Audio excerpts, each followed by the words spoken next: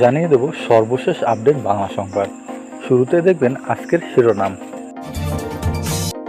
আজও দেশ ছেড়ে পালালো দেশের প্রভাবশালী এমপি এবং মন্ত্রীরা, যারা হাসিনাকে পাশে থাকার মিথ্যা আশ্বাস দিয়েছিল। পুলিশ ও ছাত্রলীগের সাথে সংঘাতে সর্বমোট মারা গেল ৮১ জন, তার ভিতরে ১৪ জনই পুলিশ। আগামীকাল থেকে সকল গার্মেন্টস বন্ধের ঘোষণা দিয়েছে বিজিএমআই। এতক্ষণ শুনছিলেন শিরোনাম, এখন দেখবেন বিস্তারিত আলোচনা। চলমান সংকটময় পরিস্থিতিতে মন্ত্রী, এমপি, আমলা ও আলোচিত ব্যবসায়ীদের দেশ ত্যাগের হিড়িক পড়েছে। সেসব ব্যবসায়ী বিভিন্ন সময় প্রধানমন্ত্রীকে ভরসার বাণী শুনিয়েছে। তাদের কেউ কেউ দেশ ছাড়ছে আগে। শনিবার হযরত শাহজালাল আন্তর্জাতিক বিমানবন্দরে ভিআইপি লাউঞ্জে ব্যবহার করে ১৯ জনের দেশ থেকে তথ্য পাওয়া গেছে।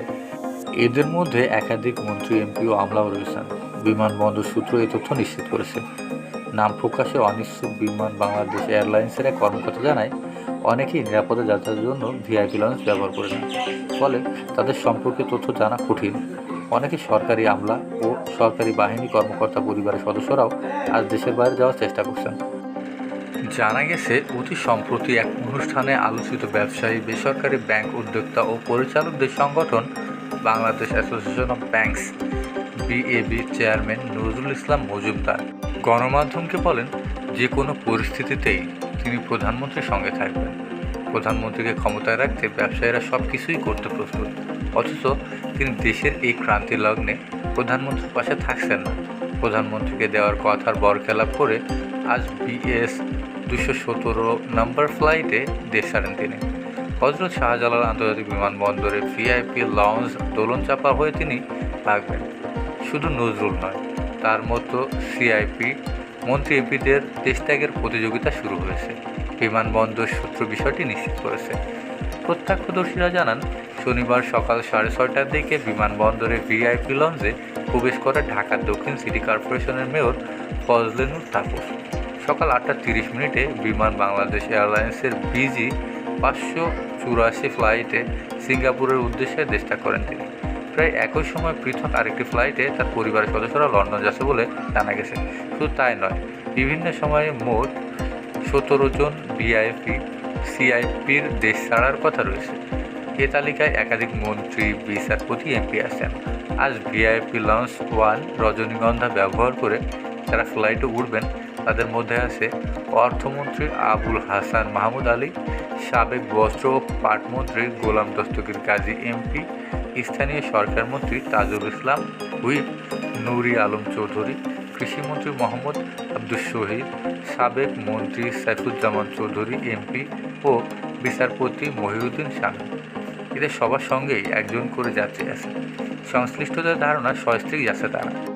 এছাড়া ভিআইপি লাউঞ্জে দোলনচাপা ব্যবহার করে আজ যাদের দেশ ছাড়ার কথা রয়েছে, তাদের মধ্যে আছে সাবেক এমপি নুরি হাসনা দিলি চৌধুরী, সাবেক মন্ত্রী আনোয়ার হোসেন মঞ্জু, সাবেক এমপি মোহাম্মদ হাবিব হাসান।